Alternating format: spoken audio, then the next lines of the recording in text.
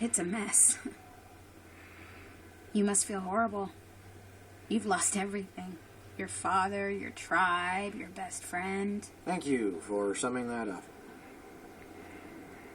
Why couldn't I have killed that dragon when I found him in the woods? Would have been better for everyone. Yep, the rest of us would have done it. So why didn't you? Why didn't you? I don't know. I couldn't. That's not an answer. Why is this so important to you all of a sudden? Because I want to remember what you say right now. Oh, for the love of it, I was a coward. I was weak. I wouldn't kill a dragon. You said wouldn't that time. Okay, whatever. I wouldn't. 300 years, and I'm the first Viking who wouldn't kill a dragon. First to ride one, though. So...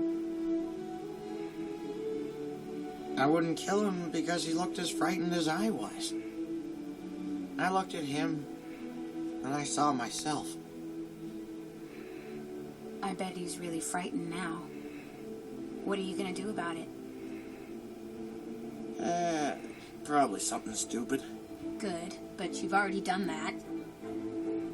Then something crazy. That's more like it.